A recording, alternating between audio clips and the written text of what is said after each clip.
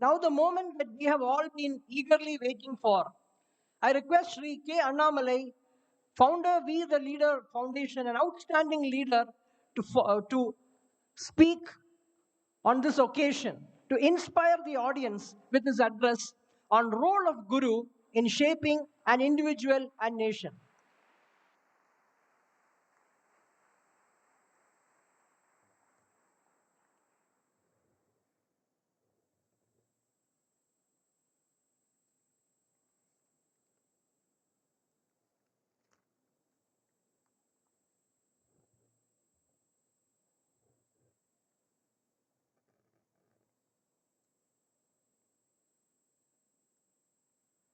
அனைவருக்கும் என்னுடைய அன்பான காலை வணக்கம். My namaskaram to you all. It's a great occasion for me to come here to stand on this very prestigious campus, which is inspired by a vision, inspired by a great vision of producing holistic individuals, well-rounded human beings after their graduation from the Zettimade campus will come into this world and make a better world. With that inspiration, this university is formed. And all of you, the students who are here, are more like Sishyas. You are not no more a student. It is more like a Sishya in a very traditional educational setup with a lot of discipline and also an opportunity for you to find who are you in the 3-4 years you spend in the campus. That is why I mentioned it's very inspiring to stand here. Not many universities and institutions will have this kind of a lofty ideal in starting a university in the first place. Many universities are started run for different reasons. But Amrita Institute and University is very special, and you are very privileged to spend your early part of your life, especially the 3 years, 4 years in your growth stage, in this wonderful place with a lot of inspiration. There are some very eminent people in the stage. Swami Sankara Amritananda Puri Swami, who gave his benediction address, who has blessed us all, and who wanted this Alive program to be a very transformational program. I seek Swamiji's blessings. Professor C. Parameshwaran, Principal Director, Corporate and Industry Relations, who gave an overview of what this university is all about, what we are trying to do. And the campus director, Air Commodore Satish Menanji Avargal, and the head IQAC, Dr. Prashant R. Nair, and Dean School of Engineering, Sasankan Ramanathan Ji, and all the Swamijis who are here, Brahmachari Swamijis who are here, faculty members who are here, and very importantly, the great students who are here. I also seek the divine blessings of Madananda, Amritananda, my Amma. I seek refuge in her lotus feet. I urge Amma to guide all of us, to give her blessings and continue to be with us as we live in this mortal world. It's a very important topic. I don't think, especially in an educational setup, they invite a guest to come and talk about the role of Guru in shaping an individual and a nation. Normally, these are not spoken in an educational institution. It requires a very inspired educational institution to get into this area where I invite people to talk about Guru, talk about how it can shape you as a person and our society as a whole and our nation as a larger component. The concept of Guru is also diminishing in many ways. No more. We try to seek Guru in this 21st century with a lot of technology and information available in our handtips, where it is all in a mobile phone. You can Google anything and everything you want. And many of us think somehow we have all the answers in the world in our fingertips. There is no more reason to seek. A guru and shishya, the bonding is very special. The bonding is not of learning, the bonding is not of teaching, the bonding is of seeking. The concept of seeking is of a higher pedestal than a mere learning or teaching. The guru and the shishya only will have that relationship of seeking. But somehow the educational model, some of the areas around us, the online models, offline models, Google. Many people, if you ask who's your guru, they say it is Google. Because Google gives me everything. I just Google it, it is all in the fingertip. But for the young friends, sometimes we need to remind them a guru shishya parampara, that is the basis of our Bharat. That is the basis of Sanatana Dharma. That is the basis of our existence here in this wonderful country. The basis itself is seeking. It is not that anybody can become somebody's guru. It is not that anybody can become somebody's Sishya. There is a certain bond that needs to be developed, a certain acceptance, or a certain seeking that needs to be established before a guru and a Sishya bond gets developed. If you look at the Indian country as a whole, the Bharat as a nation, if you survey it from the north to south, from the great Kashmir, and even before that, the Afghanistan, Pakistan, or the extended Bharat, what we call the Akhand Bharat, till the tip of Kanyakumari, when we look at it in totality, a lot of Guru Sishya bond inspires us. A lot of Guru Sishya bond, different points of time, age old relationships, it inspires us. Even the great emperors, great kings who ruled our nation, if we take inspiration from them, from our history books, we always see the great kings and the emperors, they had a Rajguru along with them. No kings operated alone, no emperors operated alone. They all had a Rajguru with them, who operated them, who guided them, who counseled them, who gave them good piece of advice. So the kings knew what to do at what point of time. If you look at some of the great minds like Adi Shankara is not a distant person to us, born very close to us. He has traveled the whole area, he has traveled the length and breadth of Bharat. If you look at the history of Adi Shankara, we all know when Adi Shankara, at the age of 2, he started speaking Sanskrit very fluently. At the age of 4, he started reciting all the 4 holy Vedas. That is impossible for, if we can classify somebody as a human being. Age of 2, you start speaking fluent Sanskrit. Age of 4, you start speaking all the 4 Vedas. At the age of 12, he left his home. He took permission from his mother. He said he wants to seek, he wants to find his guru, he wants to travel this whole country length and breadth, he wants to walk, he wants to get an inspiration, he wants to find who he is, he wants to find what is he born for, he wants to find what he intends to do with his life. The journey from the age of 12, it took him across different parts of India. In the Narmada, mighty Narmada river, he found his guru, Govind Bhagavat Pada. He found his guru. But also he found his guru in the unlikeliest of circumstances. When his guru was meditating in a cave, when the Narmada was flooding, he was able to stop the flooding. So the guru find a Sishya, the Sishya find a guru. Then Adi Shankara's life became a transformational life. He was able to take out our Sanatana Dharma, go and spread it across the length and breadth of the country. He was not only able to spread it, he was also able to create, institutionalize the centers of learning in the north, south, east, and west, in the Sringeri, in Dwaraka, in Joshimat, in Puri, in all the 4 corners of our India. He was able to keep that institutionalized form of worship. He was able to create Sri Chakra.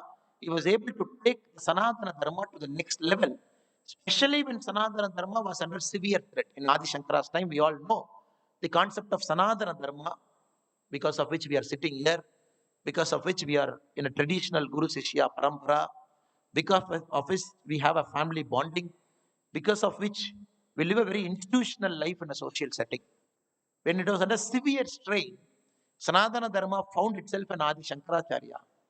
Sanatana Dharma itself gave a guru to Adi Shankaracharya. So Guru Sishya Parampara, it made Adi Shankaracharya better.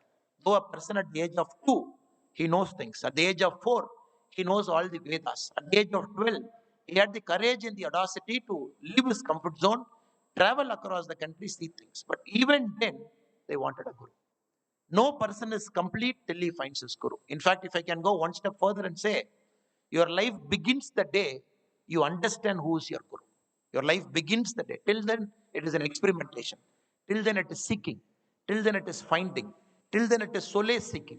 The day you find your guru, the same day you will come to know why are you born on this earth and what are you intending to do. This institution itself is a classic example of a Guru Sishya Parampara. Amma is there. If you look at our whole institution, it is all very highly accomplished human beings. The first 20, 30 of years of their life, very highly accomplished. Very highly accomplished. We have an air commodore. We had somebody who worked in the very highest of technical institutions in the aircraft industry. We all have people here, people who somebody left a job in US, they came here. So all these people who are sitting here are classic examples of Sishya. And the classic example of Sishya in your institution itself is you have Dean 1, Dean 2, Dean 3, you have Dean 3s and 3 deans in the campus. You have 3 directors in the campus, Director 1, Director 2, Director 3 in the campus. If I have to look at their salary statement, if I am requesting a register, Can we have a look at the salary statement of all the eminent gentlemen who are sitting here? They don't draw a salary. They do all this as a service. They are in this institution because they want to further the knowledge. They want to take the knowledge to the next level. And they go by the original philosophy of Sanatana Dharma, which classifies our life into four parts. You can be a small kid, then you live a life of brahmachari, then you live a life of grihastha. The final life, you have to live your life away from all the worldly beings. Whatever you have earned, whatever name and fame you have created, whatever money that you have earned for yourself, or whatever accomplishments the world has given you, the final part of our life has to be away from all these worldly beings. That is why we say you go for vanavasa. You leave everything, you go to a forest. Doesn't mean all of us have to go to a forest and leave. It doesn't mean that way. All of us have to find a deep forest, find a tree, go find sit under the tree and start chanting Om Namah Shivaya. It didn't mean that. It meant the final part of our life is all about giving back. The final part of our life is all about detachment. That is what Vanavasa means.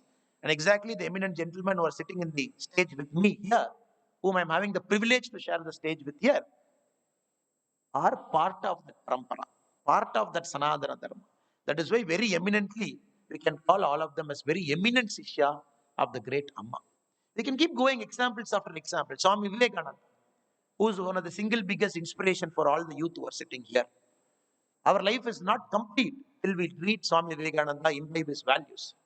But even if we go into Swami Vivekananda's life, who made Swami Vivekananda? How did Narendranath Datta become Swami Vivekananda? He was a Narendranath Datta till 1881. 1881 is the year when he met his Guru, Ramakrishna Paramahamsa.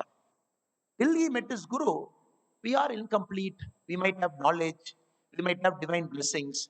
We are trying to understand what are we trying to do with our gift, do with our knowledge. Is it this knowledge is to be going to put because we need to earn money for ourselves? Are we going to use the knowledge that we have earned to further our pride and accomplishments? Are we using this to gain name and fame for ourselves? Swami Vivekananda was also a person like that till 1881. He was trying to understand what is he trying to do with his life. But many a times we all know the Guru Sishya meeting is mostly accidental. The old Chinese proverb says, when the student is ready, the master will come. Many times we keep wondering, who's my master? Is my master coming? Is he my master? Is he is my master?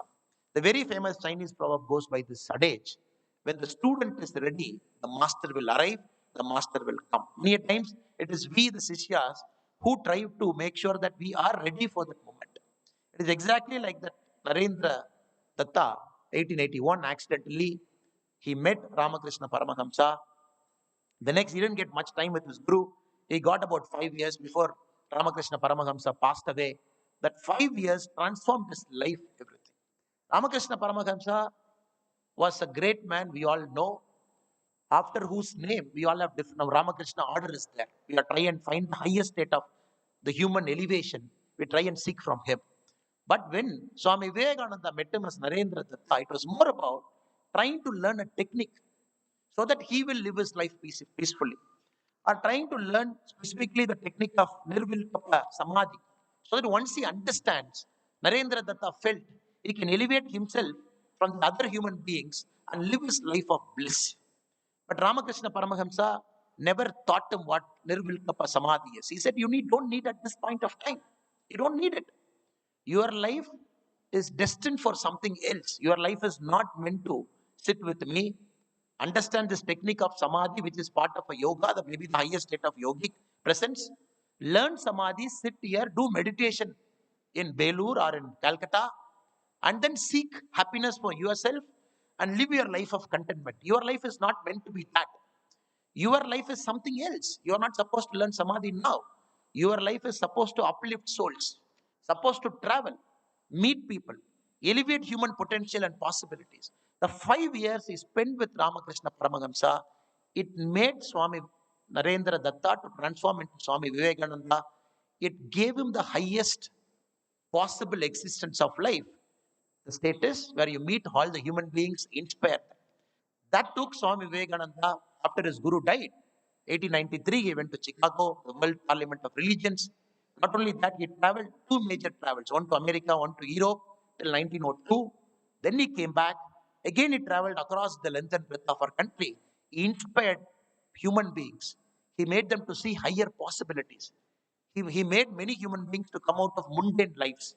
He made human beings to live a life of a coexistence, live a life of harmony, live a life that is of useful to the other human being. So we have to understand the transformation of Swami Vivekananda happened after he met his guru, Ramakrishna Paramahamsa.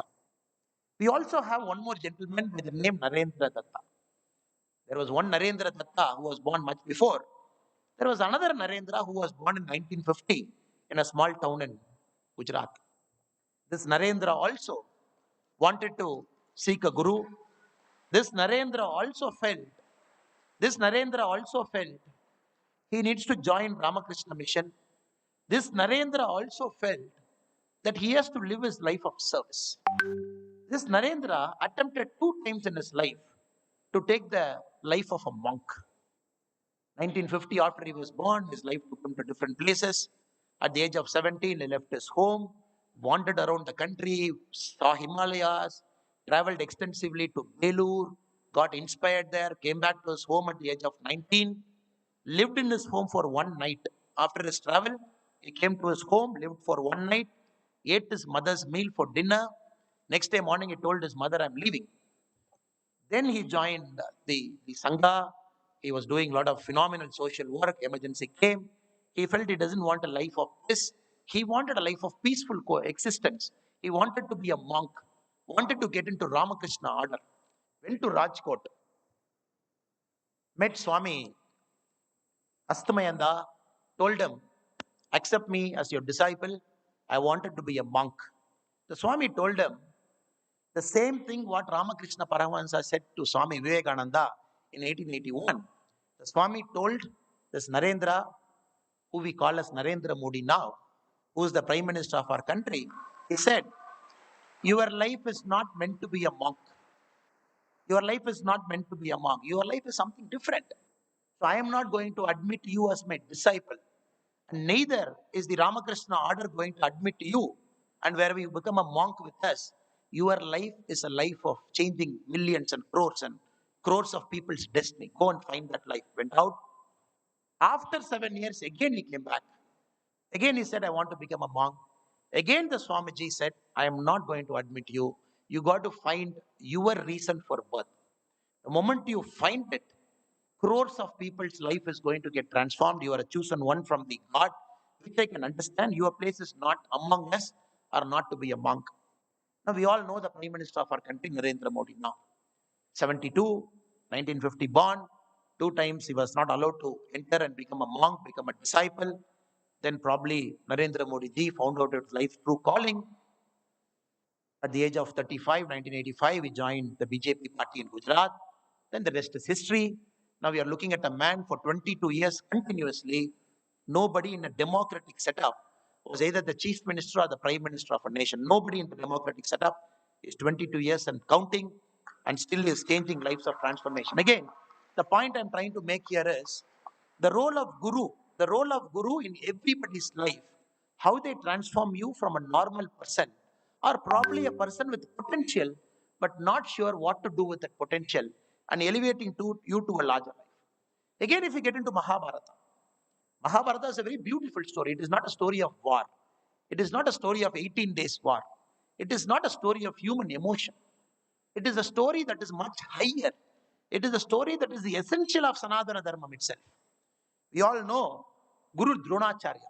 Guru Dronacharya, when any disciple meets a guru, when he wants to learn, when he or she, the guru's mandate is to teach them without seeing their race, religion, color, or their status. That is the essential quality of being a guru. Both the Kauravas and the Pandavas learned their art from Dronacharya. But naturally, there could be some disciples who excel in their art, like Arjuna or Ekalavya, who excels in their art, who become masters in it. And you all know the Mahabharata war where uncles fought against nephews, they fought against cousin. It's a great story about human emotion, human tribulations, with the core essence of Sanatana Dharma, whether means is more important than ends or ends are more important than means. Why do you live a life? Why do you want to live a life? What is the larger purpose of life? The whole Mahabharata war for 18 days, it beautifully covers it. But the important points inside the story. Dronacharya, Ekalavya. Ekalavya, we all know, is a great warrior. But Ekalavya has to sacrifice his thumb. He has to give his thumb, which made him immobile, which made all the art that he has learned, the art of archery, which he was excelling, one of the best at it. He has to sacrifice his thumb for the Guru, for the simple reason his Guru felt which of his Shishya can contribute more to humanity in a righteous and a just war. So everybody accepted the Guru without saying anything. Ekalavya, without even a faint murmur. He simply accepted. He said, okay, if my Guru is asking, it should be true. The Guru wants my thumb, I'm going to give my thumb. Which is making my whole art redundant, which is going to make me immobile, by which I cannot carry a bow and an arrow and fire arrows at will. He sacrificed his thumb. Because his guru felt, again in the context of Mahabharata, it is for us to judge what Dronacharya did is right or wrong. Was he a right guru or a wrong guru? In what context he made Ekalavya to sacrifice his thumb? In what context the favor was given to Arjuna? In what context the scales of war got shifted? Because they felt one side of the war party had righteousness with it. The other side of the war did not have righteousness with it. So righteous side, the Arjuna side. Again, Arjuna had a guru, Lord Krishna, where Arjuna was saying, look, I've learned everything. I know warcraft. I can take anybody anywhere in the world. I have lot of astras with me. But I am not willing to kill my own blood. I am not willing to kill my own uncles. I don't have the courage to do it. It is Lord Krishna who has to go one step further and be a guru in the battlefield, which is the whole essence of Bhagavad Gita, the Gita discourse, which is very subtle, very deep, where Lord Krishna has to play the role of a charioteer. When he shifted Arjuna in his chariot, they were going towards the war.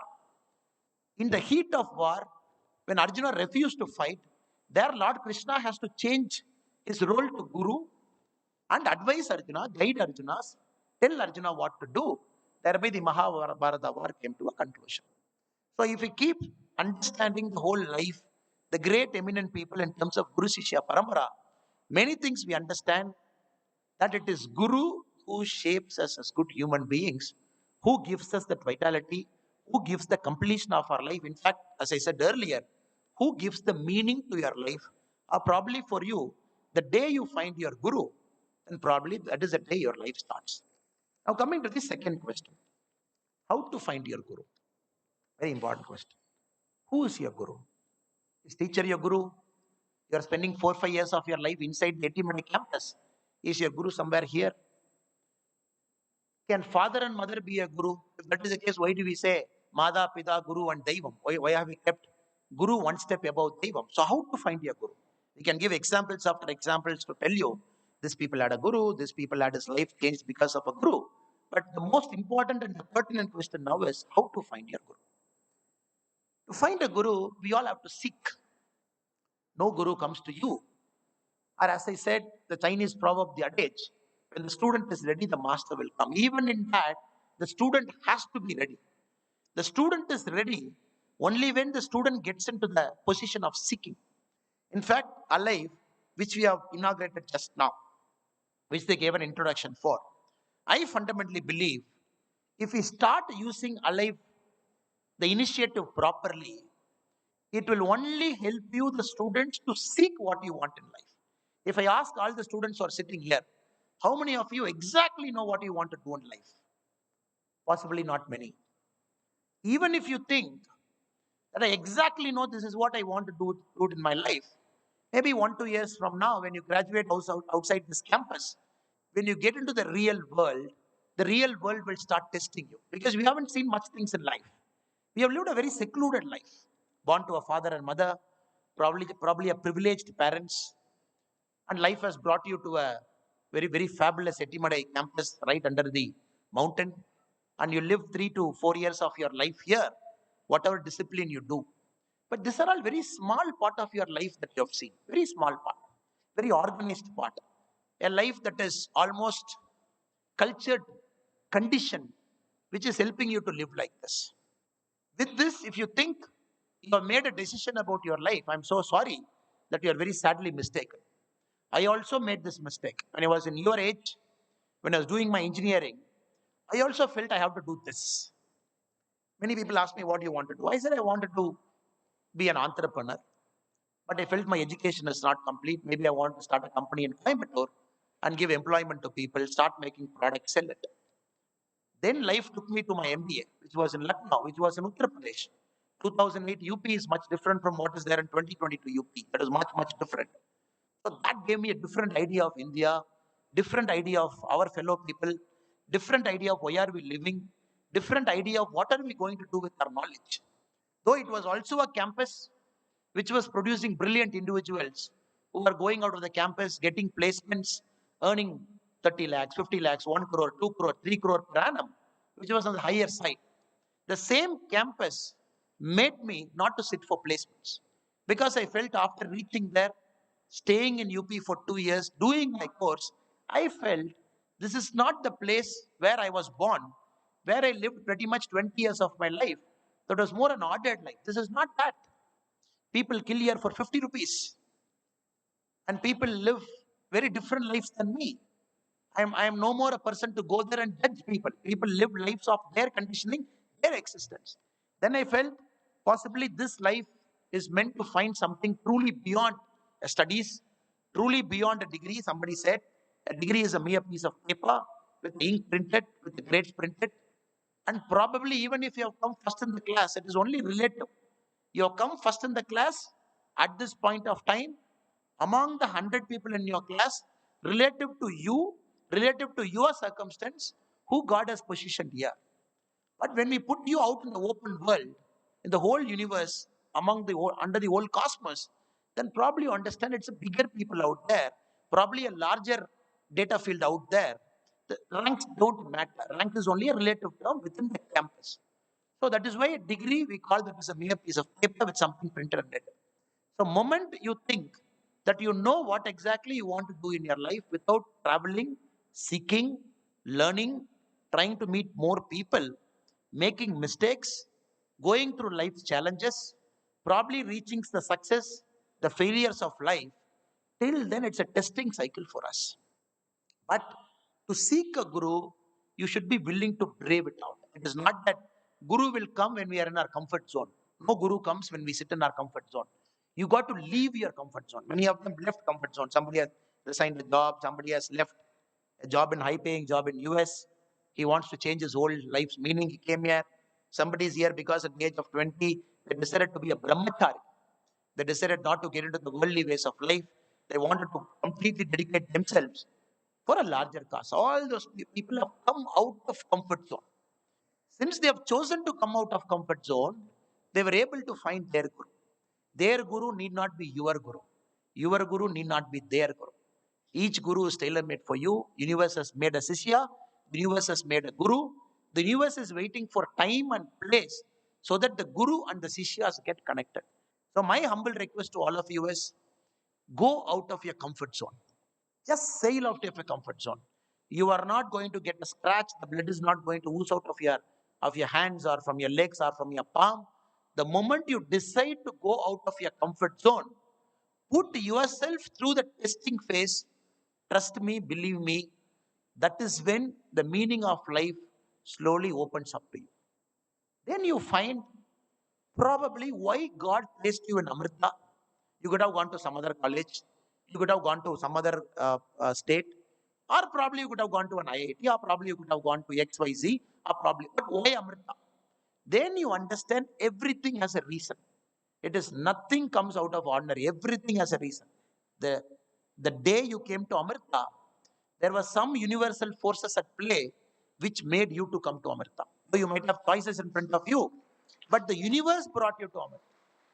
Again, in this space, I'm using the word called Amrita because all of us are sitting, standing in the campus and talking now. So we don't understand this connection till you go out, put yourself bravely out in the world, challenge yourself, try and find why did you do something till now? Because the universe wants you to do something from now on for which what you did till now matters. Again, I'm repeating what I'm saying. Only when you go out of your comfort zone into the real world, trying to understand what you do, that discomfort will only teach you why you did what you did till now, because it helps you to do what you want to do in the future. So, this karmic connection, when you go out your comfort zone, when you start seeking, trust me, believe me, your guru will come to you. Your guru will guide you. Your guru will tell you, he or she, what exactly is the larger purpose of your life and where you want to go. In fact, again, when we look at our history, we look at great emperors. The history books is very kind enough to a lot of great emperors who lived among us.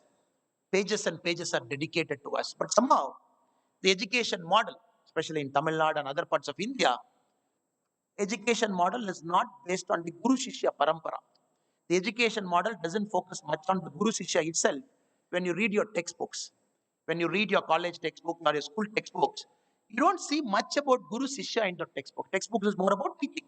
There is a teacher and there is a school. You go in the morning, you get taught, you come back in the evening, there is a school bus which will drop you. But in the pages where some of the greatest emperors are mentioned, when we look at Chandragupta Maurya, one of the greatest emperor, but the story about Kautilya is written very less. But Kautilya, who was his guru, who motivated Emperor Chandragupta Maurya to start a dynasty which ruled pretty much the whole of India, which pretty much traveled to the east and west of our country. But Kautilya's role is very important. That is why Kautilya had to write a book called the Arthasastra for his king to guide him on the nuances of administration, nuances of dealing with people, because a guru, more than a Sishya, he had to write a book which we read now. Again, if we go back, not only here, when we jump 2, 3 continents, when we enter into the European continent, the very famous book called The Prince, which we call written by Machiavelli for his prince who was getting into administration. Machiavelli has to write a book called The Prince, which is right or wrong in our own way. Again, an essential guiding philosophical document by the Guru for his Sishya, because he wanted his Sishya to follow this. Again, the great Vijayanagara kingdom. When we go to the Vijayanagara kingdom, which was instituted by Hakka and Bukka, we all know the great names of Vijayanagara kingdom who came much later, who fought some of the greatest wars against the Islamic invasion, against the different invasions, who gave us the beautiful Hampi, who gave us some of the beautiful administrative points, but which was founded by the Hakka and Bukka. They had a Rajaguru called the Vidyaranya. And Vidyaranya, the first Rajaguru to Hakka and Bukka, he guided Hakka and Bukka not only to create a dynasty, not only to create a Vijayanagar empire, but also to create an empire which was lasting for centuries. The each subsequent king who came after Hakka and Bukka, like Vidyaranya, each had a guru to guide them. The eminent name Rajaguru was given to them. The prime minister, the president, wherever you go, they all have Rajagurus whom they have accepted as their guru, as their moral philosopher to guide them in times of crisis, to guide them in times of opportunities, to guide them in making decisions that benefit humanity as a large. So, my request to you, brothers and sisters who are sitting here, to start the process of finding your guru, to start finding the meaning of your life, to start finding why God has created you, to start finding a life of meaning. And more than that, faster you find it, better all the tensions are. Because right now, we live in a very competitive world. As we speak now, I'm sure there could be some faculty members sitting here would be pushing you to attend some workshops or something which will help you in your placements. It must be true. Because third year, fourth year placement is coming. Amrita has to achieve 100% of their placements, correct? Is it true? There will be a placement coordinator sitting in this group. It should be true, correct? There will be a placement coordinator here, probably the CSR head, who will tell you, come on, you got to attend that extra workshop, you got to get 10% placement. True, they are doing their role of an educational institution that you got to get placed 100%. But if one of you among the students here who takes a bit of time, who goes to the placement office, sits with the placement officer and say, Sir, I want the details of last 20 years in Amrita, the students who got placement. I want the details. And probably you want the phone numbers of all your alumni last 20 years from this campus who got a placement. And probably if a group of friends has got time, you call each of your alumni and ask them, where did you get placed from campus? They will say X company. How long were you in the X company? They will say 2 years. Why did you leave the company? They said, it is not the meaning of my life. I felt bored. I didn't feel happy. I want to do something else. Then probably if you ask your alumni, how many companies you have shifted? Now the numbers are in double digits. There is no more a single digit number now.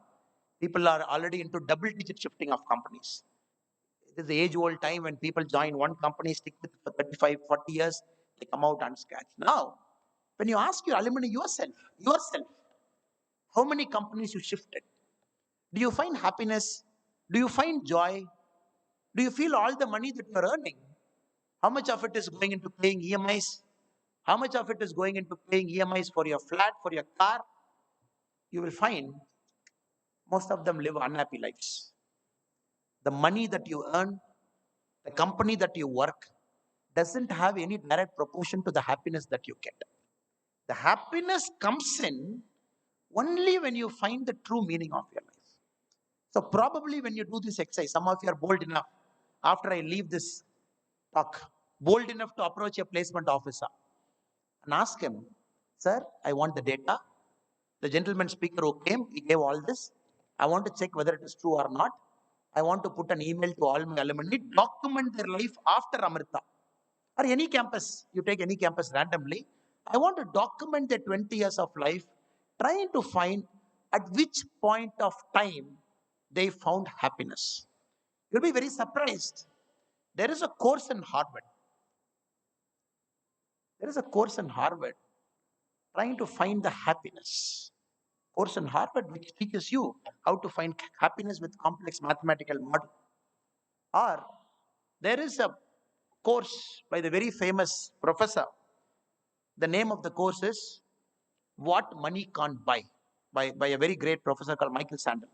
Michael Sandel is one of the greatest philosophical professors of our time who teaches in Harvard, Stanford, and all some of the best institutions in the country, in the world. The course itself is What Money Can't Buy. So if you go to some of the best campuses in the world, no more they teach humanities, no more they teach technical, no more they teach engineering, no more they teach cutting edge science. Some of the great universities in the world have already got into philosophy now. They've already started teaching philosophy.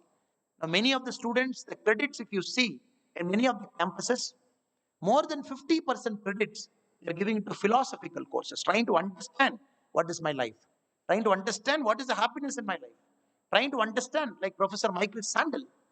His course can, you just Google after the speech, Professor Michael Sandel, and his course is one of the highly rated. Not everybody gets a seat. There is a big fight on the campus to get into Michael Sandel's course. He has written a book also for people who can't get into that. He has put all his lectures online for free. You can see all his Michael Sandel's lecture online on YouTube. You can buy a book which goes by the same name, What Money Can't Buy. You can read it. The reason I'm trying to tell you, brothers and sisters, is you should not make the mistake that we made. If we have made about 7, 10 years of our life experimenting with life, doing an MBA, doing an engineering, trying to do what we want, then probably doing a job, going there, coming here, trying to see what gives us happiness, you need not travel in the same path. You need not travel. You can be bold enough to risk your life, bold enough to come out of your comfort zone, bold enough to understand what is your life meant for. That is the time, trust me, a guru comes. A guru comes only when we have a certain sense of clarity. And it is not that you will accept your guru. In the case of Narendra Datta, later Swami Vivekananda, he tested his guru. He tested his guru. He asked Swami Ramakrishna Paramahamsa, is it true? Are you really a monk? People say you don't touch money. Can I check it? Ramakrishna Paramahamsa said, look, I've crossed my material desires. Money doesn't matter for me. In my mind, 1 paisa is equal to 1,000 crore. I don't see a value difference between both. I treat both same. When a person in his highest state of emotion treats 1 paisa and 1,000 crore in the same way, for him money doesn't matter. There is this very famous story where Swami Vivekananda, Narendra Datta, wanted to test Ramakrishna Paramahamsa. So one day, when his guru was not there, he put some coins under his guru's bed. He was observing when Ramakrishna Paramahamsa comes inside the room. When he sits on top of that cloth, what will his mind say? When Ramakrishna Paramahamsa entered the room, when he sat on that bedsheet, immediately he started jumping. He's like, there is something under this. I could feel it in my body. See what it is. Then Swami Vivekananda took his bedsheet. He said, there are coins inside, money. So likewise, it is not that Swami Vivekananda just accepted Ramakrishna Paramahamsa because he's a great man, a great monk. I will accept him as Guru. The testing phase happens. It is not that Ramakrishna Paramahamsa accepted Narendra Datta at the Sishya because for him also a test happened. He said, what do you want to do? Narendra Datta said, I lost my father. I want to make money. How do I make money? Teach me. Ramakrishna Paramahamsa said to him, see, there is a very famous Kali. Go pray to Kali. Kali will give you money. Narendra Datta went to Kali temple, looked at Kali, prayed, I want money. No money. Finally, Ramakrishna Paramahamsa asked him, why you are not getting your money? You are playing Kali, right? Kali should give you money. Sorry.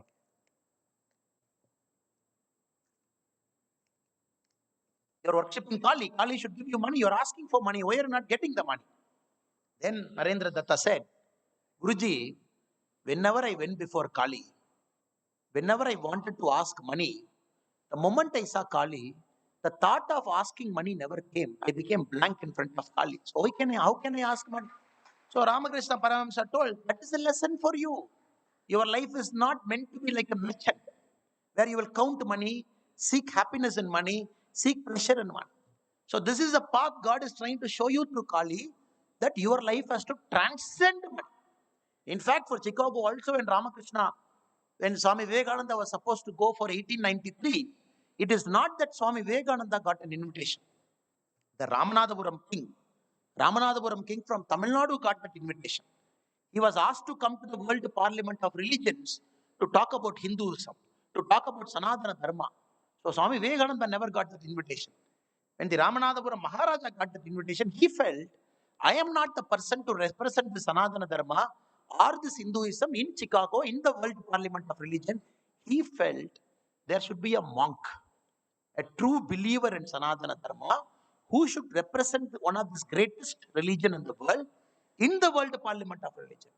Then the Ramanathapuram Maharaja hunted for Swami Vivekananda, got him, brought him to his palace, gave him money to travel to Chicago. The rest is history. When Swami Vivekananda, after he traveled back from Chicago, the one condition Swamiji had was that he has to enter India via Kundukal. Kundukal is a place in the coastal part of Tamil Nadu. That is the only condition Maharaja put. After your great lectures in Chicago, where he spoke about the greatness of Sanatana Dharma, the virtues of Hindu religion, your padam, your lotus feet should touch Tamil soil, should touch this soil before entering India. That is the only condition, which Swami Vivekananda accepted. When he came back, he landed in Kundukal. And again, the second condition the Maharaja put is that your feet should not touch the soil. Your feet should touch my head. You should land on my head. He's a great man with a lot of money, with a territory, with a king, a royal title. But in front of knowledge, in front of wisdom, in front of a monk, in front of a true Sishya, he bent his head. He said, you should touch my head and land on this, which Swami Vivekananda did not accept. Vivekananda said, no, I'm not putting my leg on your head. I'm going to put my leg here. Even now, when you go to Kundukal, Ramakrishna Mission maintains a very beautiful property, very beautiful place. You can do lovely meditation. It is in Ramanathapuram district. I request you, whenever you find time, to travel to that part of Tamil Nadu, to seek Kundukal, to seek the Ramakrishna Mission's building, to go there, find the exact place where Swami Vivekananda landed back into our country, put his first foot there, and do meditation. So the cycle is Vivekananda in 1881 where, to Vivekananda in 1893 where, the dramatic transformation, who wants money because his father died, to a person who was willing to transcend beyond that to live his life on purity for the human soul elevation. That's a remarkable story. That is why, brothers and sisters, though I keep shuffling between history, shuffling between what is happening now, shuffling between a bit of philosophy. But the essential thing is, gurus have shaped our nation without a doubt. Reason because gurus have shaped human beings, and human beings have shaped our nation. So without guru, none of it is possible. My last bit of advice is, when we look at campuses now, many campuses have become places of competition. Places of competition. I compete with you, you compete with me. Somehow we take that competition into real world. Somehow we take that competition into jobs. That is the main reason for us leaving jobs. After that story of 20 years of your alumni who have left jobs, probably when you sit down with your faculty members, try and understand why did people leave so many jobs. Probably you will understand many of them took their competitiveness from the campus into their job also.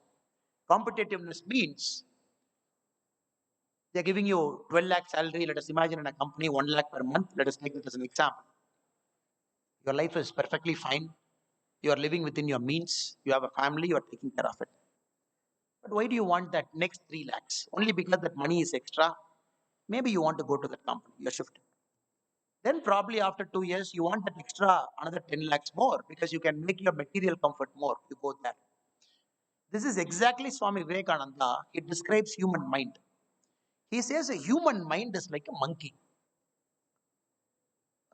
Monkeys are good. Monkeys are not bad. Monkeys they jump from place to place. Monkeys are okay. And many a time we have monkey gods also. True God, we worship them. And Vivekananda he goes one step further. He says it is not an ordinary monkey, but a drunk monkey. A monkey which is drunk toddy, which is drunk. Toddy monkey is also okay. Sometimes it is abnormal, sometimes it is normal. So chalega. And Vivekananda he goes one step further. He says not a drunken monkey, it is a monkey that is drunk, after that bitten by a scorpion. Just imagine, three things are happening. Monkey, the nature itself is jumping. That monkey is drunk, and that monkey is bitten by a scorpion in a tree. Just imagine the level of uncertainty and panic that monkey will have. So Vivekananda says, a human mind, if it is not conditioned well, he says your mind is worse than a drunken monkey bitten by a scorpion. The essence of Vivekananda, the depth of his teaching when he compares human mind, or when he has written the very beautiful treatise for Yoga Sutra, the first English treatise written by Swami Vivekananda himself for Yoga Sutra, especially the first sutra where it talks about mind. He talks about the mind is much worse than a drunken monkey bitten by a scorpion. With this mind, when we get into the real world, when we get into a job, when we get into this competition world, just imagine how miserable our lives will be. How miserable our lives will be. Switching jobs, giving more time to a company. Many people live unhappy lives because they're not able to give time to their family. 18 hours, 19 hours, 20 hours goes into a job because you got to earn that promotion, get into the next thing, because you want to earn the brownie point among your colleagues because they say you are hardworking, you are a great person. Sum total of it, at the age of 35, 40, we become very blank about life. We don't know what to do. The money is there in the bank account, but the money will not have any use for you. There could be 1 crore, 3 crore, 10 crore, 50 crore in the bank account, but what are we going to do with that money if our life has become hollow? If you live a meaningless life, when the only aim is to switch jobs, the only aim is to earn, live a very small life in a villa. Probably there are 10 villas inside a campus. There are neighbors to you. Which joy are we going to find? We are not going to find any joy. People, gentlemen who are sitting on top of this hall in the chair, they're very joyful. They're very blissful because they have transcended the concept of money defining their life, or transcended the concept of rank defining their lives, or transcended the concept of their colleagues defining their lives. They have defined their life as a life of meaning. This shift is very important to us. You might see, oh, Parameshwaranji is very strict. Our dean is very strict. Or probably some gentleman who's sitting in the row is very strict. You might see. But their concept of strictness is because, I don't know whether they're strict or not, but being strict is not wrong. They should be strict, which I believe now. Being strict is not to harm us. Being strict is to help us to guide, help us to push into that path where you truly find what is your destiny. What is your destiny? So, last 50 minutes I'm speaking about this subject. Still many people haven't left this room itself is a miracle. That shows that you all have a very inquisitive mind. These are all not very ordinary topics to speak. Not very ordinary topics to speak. These are not very motivational lectures. You come, you say, you do this. These are all highly philosophical. Highly philosophical. It needs a mature mind. It needs an open mind. It needs an inquisitive mind to at least understand and appreciate what we are trying to do to each other. So thank you for that. Even after 50 minutes, you sitting strong here means that you all have that mind already. You are already in that path. Your mind is already thinking, what is he speaking? What is he telling? What is he talking about? Guru, who is my guru? How do I find my guru? My plan is to get to US or probably to a higher study. Nothing wrong. Maybe you will find your guru there. Or my plan is to get into civil service. You will find your guru there. But provided if it becomes a life of service, not a life of servitude to an organization, to a corporate company, or to somebody where we are just being like a bondage there to earn money, to gain our prestige. So I humbly submit my thoughts to you. It's a Guru Sishya Parambara, some of the greatest achievers in our country, in Bharat. They all had gurus who guided them. A guru essentially is more like giving you that 1 degree shift. If an airplane which is starting from Coimbatore today, the pilot will say, no, no, no, no, no. I am going to just take off with a half-degree shift towards right. Let us imagine the pilot is telling, no, I'm a skilled pilot. It's a beautiful aircraft, highly maintained aircraft. 216 passengers are sitting inside. The plane is supposed to go from Coimbatore to Calcutta. But somehow the pilot, in his wisdom, says, I am going to take a half-degree shift in my life. The takeoff will be half-degree. If the plane deviates half-degree from the starting point, my dear brothers and sisters, probably he might land in Vietnam or Indonesia, probably somewhere else, but not in Calcutta. So our life is all about that half-degree shift. The small mistakes, the small shifts we take, the small decisions we make without fully not understanding the gravity of our life. So let us seek our Guru. Let us seek our Guru by paying our dakshina, by being a good seeker, by keeping an open mind, so that we don't take that half-degree shift. Even if we take that half-degree shift, it should be a shift with a purpose. Maybe accidentally that half-degree might take you to a new place. Agreed. But that has to be with meaning, not because of an ego I am taking an half-degree shift.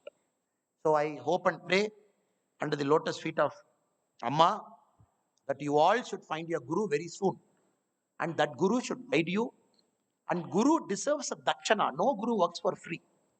In this material world, dakshana doesn't mean a check or an ATM card transaction or a Paytm or a Google Pay, where you put it to your Guru's cell phone and say, my dakshana is done. The dakshana is something more. Dakshana is giving a thumb. A dakshana is beyond that also. Sometimes when the Guru feels that you have to live your life of this out of your comfort zone, which Ramakrishna Paramahamsa told Swami Vivekananda, do this, which Swami Vivekananda are willing to do that out of his comfort zone. That is a dakshana for your Guru.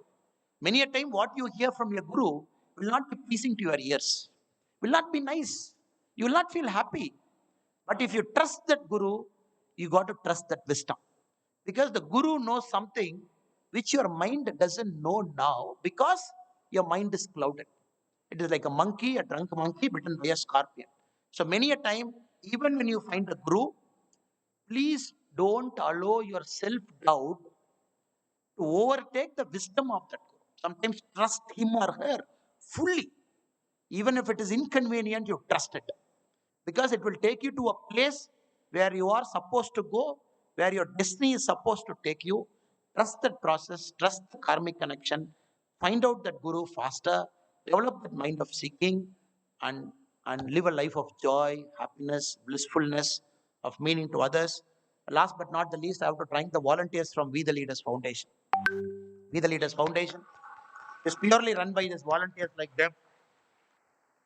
Somebody is an architect, somebody is a doctor standing there, somebody is a businessman, somebody is an engineer, but they all chose to give their time. I call myself as only a mentor, and I don't call myself as a chairman or a leader. Somebody, I'm one among them, they're one among me, and one among us.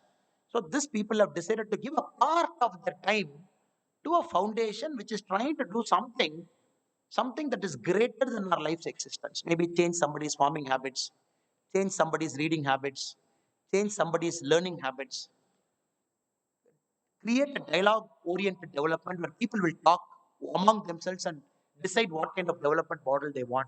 So, all the gentlemen standing in the white shirts, I really appreciate them. I really thank them for keeping this foundation running, for giving me an opportunity to come and meet you in this wonderful Amrita campus. So, with this, my pranams to all the Guruji sitting here, my humble pranams to Amma. So, you all should find your Guru sooner. Thank you so much. Bharat Mata ki Jai.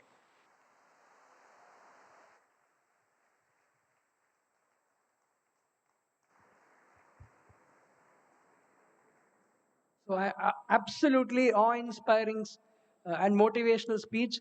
So, we have time for a few questions.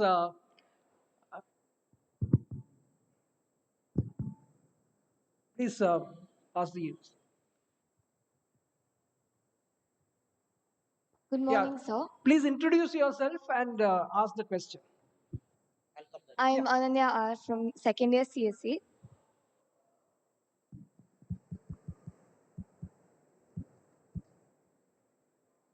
yeah, go on, go on. Good morning, sir. It's our privilege to have you here. So, when students join college, their cognitive skills, emotional skills, and linguistic skills and the personality traits have already been developed. So, when we join college, what what other skills can we develop? As an individual, what skills can we develop further in our college life? It's a very deep question what our sister is asking. I enter a campus by about age of 17, 18.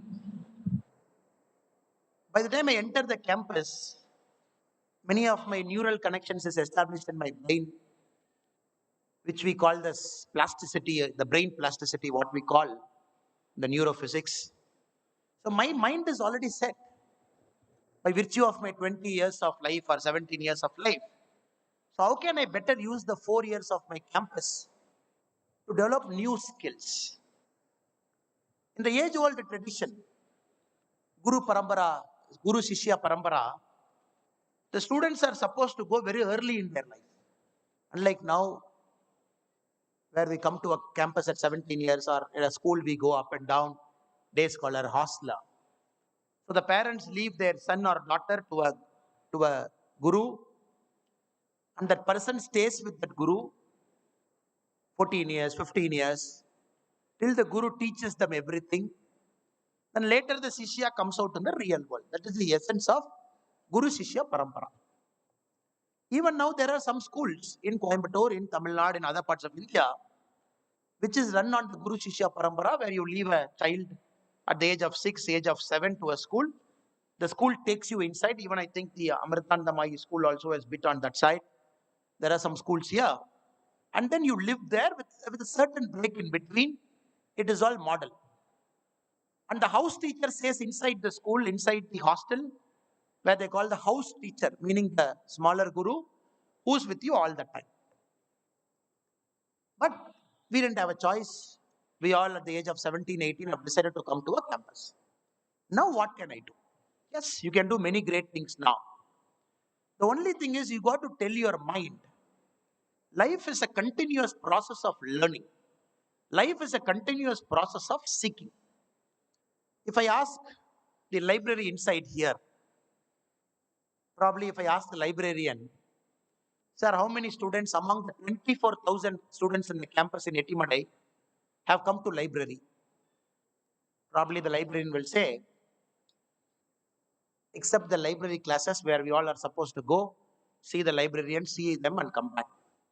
Probably the librarian might say, regular students among the 24,000 would be less than 1,000. I'm just giving a number. I hope Amrita Institute is better than that. Among the students who come to the library, how many students have picked up a book that is not their subject book? sister is a computer science graduate. Now, blockchain and new things are there. Probably you might find that book and read it. If I ask the question, how many of you have picked up a book that is beyond your traditional learning? The numbers might come down to very few. So, this is one area where I believe the seeking comes, where you can truly utilize this 4 years.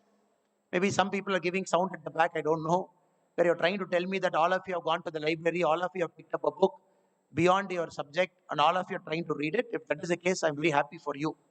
So, this is one area where you can really, really contribute, where you can try to seek. The library is here. Some of the greatest books are right inside. The second area is a college is the only place where people accept you without judgment. Suppose you are standing up here, taking a mic, and you are speaking. Nobody will judge you. Nobody will judge you. The moment you leave the campus, you go to a corporate company, take a mic and speak. Everybody will say, why is this person speaking? This person is speaking because he wants to become closer to the chairman, or probably they want to get promotion. Why is he speaking? So everywhere in life, judgment comes. College is the only place where people don't judge you. People see you as their friend. People see you as their brother. People see you as their sister. People see you as their colleague. So that is something we all should learn from college. But without judgment, we can improve our skills. Somebody doesn't know English. You can tell your teacher, when this gentleman Annamalai is coming, why should the professor give the word of thanks, or why should the professor give welcome address? As a student, why can't I give welcome address to Annamalai? In front of this many people, if I speak, my stage fear is gone. Fantastic suggestion. But you have to meet your guru and request them. Sir, I've come here. I'm not good in English. I'm not good in stage speaking. Can you give me that opportunity where I go to a stage? Give a welcome address to the guest who is here, because I know I have done it. My English was not good, very bad, probably above average. But I thought the only way I can learn better English or probably overcome the stage fear is request my school teacher daily morning, can you allow me in the assembly where I can read the newspaper? Second stage, there little bit of fear is gone. Stage two. Then in college, you request the professor, will you allow me to go and give the welcome address? I told the professor, the first welcome address, people will laugh because half the time afraid. I might forget lines. I might still see a piece of paper and read it. It's okay. It's okay. You are here to make mistakes. We are here not to judge you. We are here to make you as well-rounded human beings and fantastic individuals. Or possibly, can I give a vote of thanks? We don't need flowery vote of thanks. We don't need flowery welcome address. All we need is a person coming here. If you have the courage to come here, in this mic, stand there and talk. I think it is 2 years of your learning that you will get here by standing here. Any of the students there, probably next time if you think you have a bit of stage fear, I don't know how to speak, please use this opportunity in campus. Request your teachers. The teachers are your gurus. They will allow you. Come and speak. Even when the Prime Minister is coming, sitting here, you give the welcome address for the Prime Minister. What great stage you will get beyond that. All your fear is gone. There's no more fear.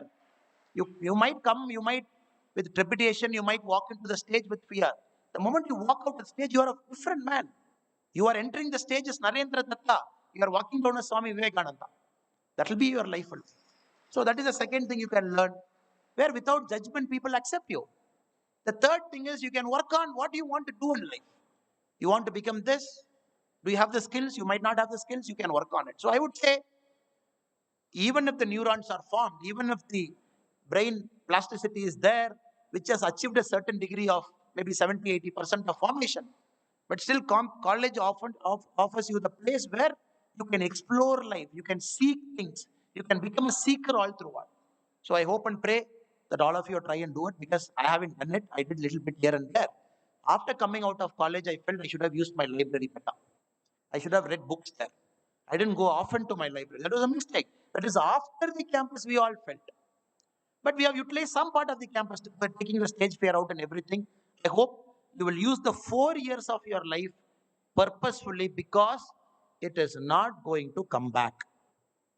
Maybe after you graduate, you call up Professor Parameshwaran here, you tell him, sir, I've graduated in 2022. 2024, I felt I should have utilized the campus properly. Can you give me three months inside? The first thing he will say is, get out. because we are respected till we are inside the campus. After you go out, you are an alumni. You are no more a student. So use it till you are inside. Moment you go out, you don't get the same degree of independence like how students get here. Thank you. Next. Yeah. Next question. Please Sir, good introduce morning, sir. yourself. Sir, good morning, sir. I am Hariharan from Chennai. I'm doing my second year in aerospace engineering. Sir, it's very glad to meet you. And we know that you were an IPS officer and you are having a very inspiring lifestyle. People of Karnataka and of course here everyone loves you a lot. So could you share us who inspired you? Because you inspired us in a very long term. So could you tell us who inspired you and what way they inspired you so that we can have an way in our life so we can follow them? Thank you, Hari. I'm not sure whether I really inspire you. I live my bit of life, and maybe if you can take something here and there, I'll be very grateful and happy for that. Um, my life is life of a bit complexity in the initial side, where at the class 12, if somebody asked me what you want to become, I was clueless. There are only two choices in front of me, either to become an engineer or a doctor.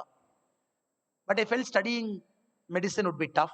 At the class 10, you have to decide whether biology or computer science. I said, I cannot do that. I'll take a simpler one. I took computer science, then engineering. Again, engineering, I don't know. Again, why mechanical engineering, I don't know. But I studied.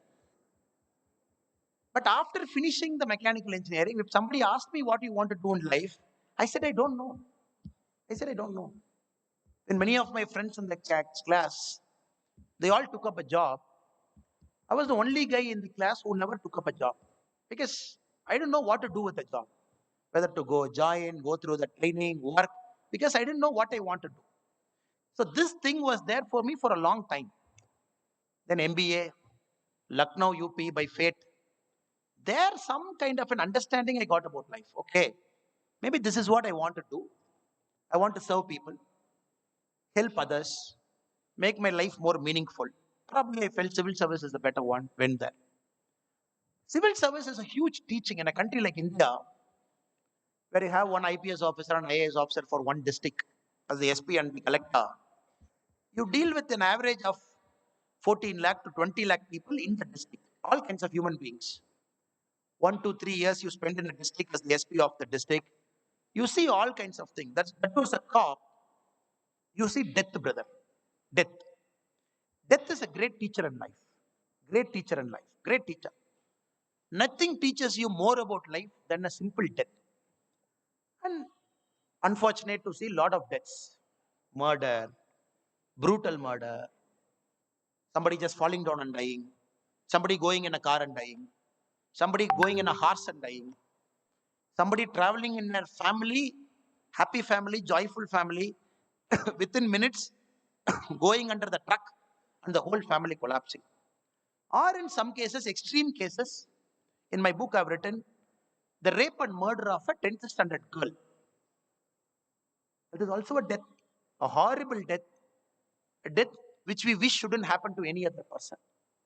So all this process when you go through, I somehow felt your soul gets cleansed because you have to see everything. You have to hear everything.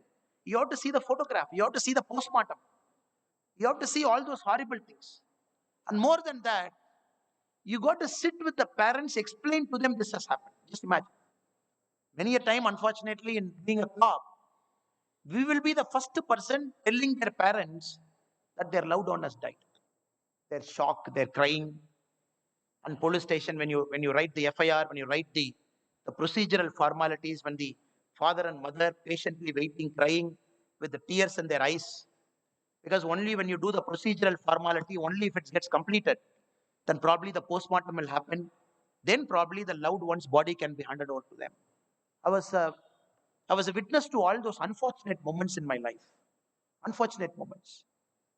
People, there'll be just tears rolling in their eyes. The father and mother quietly sitting in a police station chair just for that one signature because they have to put it.